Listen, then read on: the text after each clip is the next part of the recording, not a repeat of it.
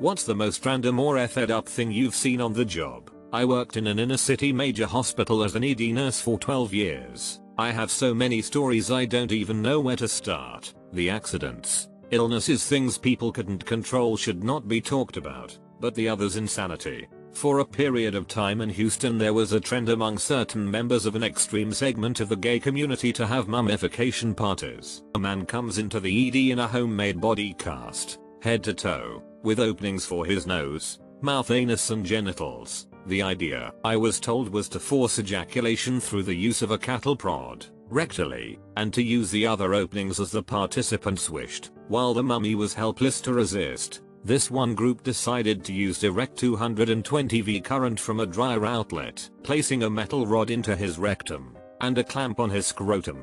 The man had expelled all fluids he had to expel, and had essentially cooked in the body cast. His eyeballs had exploded. I was never sure why he was even brought in by EMS, because he was obviously dead, but I got the initial job of cutting the cast off. The smell of burnt flesh was something that was intense enough to make me retch. Describing the state of the body is probably not even required. Just think of a human hot dog, cooked far too long, and left to die in a plaster cast. His abdomen, unable to expand in the cast, had split, and cooked feces and viscera had saturated the cast. Once the autopsy was done, it was found he had dozens of broken bones. This was perhaps one of the most horrific deaths I had ever seen. I'm sure someone will say I am bashing gays here. Bullsh. I'm bashing human stupidity and the fact that a human life was utterly wasted. Worked in a computer repair shop. Horrifically overweight woman comes in, barefoot, with weird growths everywhere on her feet and legs. She smelled like a chain-smoking garbage pit stuffed with moldy byproducts of history's worst yeast infection, and left greasy, stinking footprints everywhere she stepped. She was covered in sweat, and her clothes looked like they had been dragged behind a beat-up pickup truck, through miles of sewage on a dirt road. She huffed and grunted, and deposited her tar-stained computer on the counter. She left her information and left. It took 3 hours and a full can of air freshener to get rid of the smell. We sealed her computer up in a trash bag until we held a lottery to see who had the misfortune of working on it. I did not have the misfortune. My coworker called me over to look at it a few hours later. Inside was a full nest of roaches, along with black dust and cigarette tar that was so thick it could qualify as a textile. The case of the computer was melted in about 20 spots where she had left cigarettes burning on it,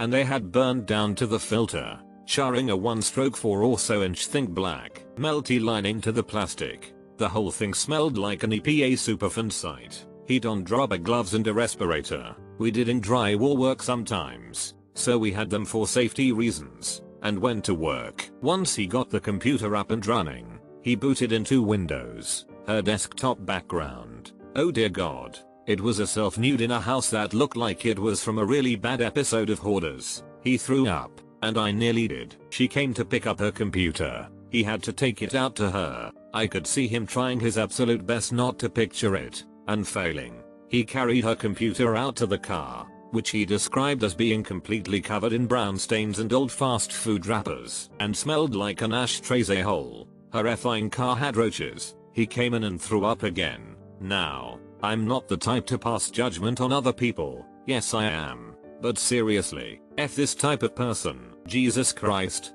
I'm nauseated just thinking about it. I am a vet tech and I used to work at a humane society. We had a dog come in that was confiscated for being abused and had a horrible vaginal infection.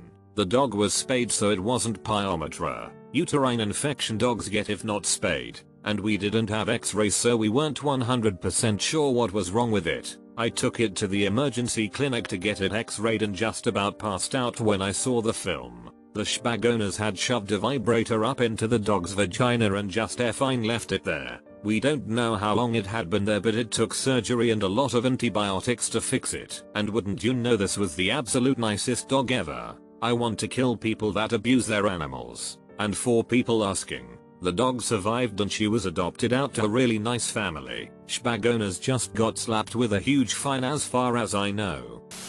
I used to work for a town pool in an urban area. Every day for about 2 weeks there would be poop in front of the gate where we opened. Human poop, every day. Turns out one of the kids that was banned from the pool would sneak out of his house every night and poop in front of it in anger. When I worked at Chick-fil-A when I was 15, I had to wear the cow suit every Tuesday for Kids Day or whatever. Well, one day I was sitting around waving at the kids, dancing, when this little boy just decided to whip out his penis and start peeing all over me. So I just continued to dance while this little kid peed on me in front of a bunch of people. Wasn't on my job, but a friend of mine worked a night shift at a grocery during weekdays and strongly suggested I come visit him on a Wednesday night around 3 AM. I found that weird. What an awkwardly precise timing, but being a night owl and a student, I very often happened to be awake at that time, so I decided to pay him a visit once. I got there around 2:45. We started chatting about random things and I ended up asking, "So, what is it you wanted to show me?" He told me to wait a few minutes, so we went back to chatting, and when the doorbell rang he simply whispered, "Look." Two average looking guys, probably in their early 30s, had showed up. They were clearly on acid or something from the look on their face. As soon as they entered the store, one slowly climbed inside a shopping cart and sat inside. The other one took the cart and started slowly pushing it forward. They followed the aisles, having a good, hard look at all the colorful and wonderful products on the shelves. Once they had come back to their starting point, the guy inside the cart stood up, climbed down from the cart, and they switched places. They started their circuit once again, visiting every aisle, but in the final aisle, they stopped in front of a freezer and got a deep and delicious cake from it. The guy pushed the cart to the register, paid for the cake. The guy inside the cart stood up and then climbed down from it, and just like that, they left. I was speechless. The whole scene took 10 to 15 minutes. My friend told me the same two guys did the exact same thing every Wednesday night at 3 AM, give or take 5 minutes. He had asked his boss about this, but seeing as they never bothered customers and actually bought their cake every time, he didn't mind. This happened almost 10 years ago. I was working the night shift at a very popular coffee shop in a busy tourist location during the summer. At about 2 AM, this guy came in dressed as a bee, and it wasn't a nice bee costume. It was a garbage bag painted with yellow stripes with a really bad looking bug mask. While hunched over and buzzing, he ordered a cup of sugar water. Suspicious. I gave him his water and he drank it through his straw mouth thing. Since water was free, I said he didn't have to pay. He suddenly straightened up and in a deep, normal voice said, "Thanks for being cool about this," gave me a $5 tip and walked out. I still don't know what the F was going on. I half expected to see two guys in black suits come in to neuralize me after that. Working in a bank and watching elderly people lose their life savings in a heartbeat. Multiple occasions. One was about a year ago. Typical Nigerian scam.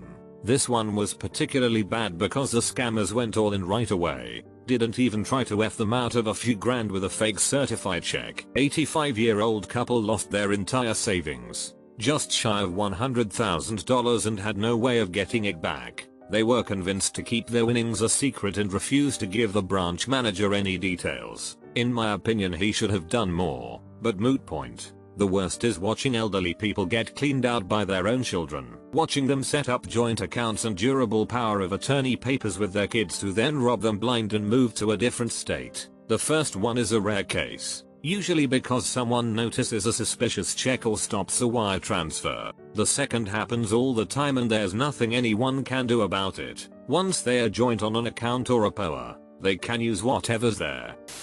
I worked a summer job at Petco my freshman year in high school. I walked into work one day to hear my store's manager yelling my name. Obviously confused, I walk into the back room, where, to my dismay, I see that all of the kennels that hold the kittens in the store are wide open.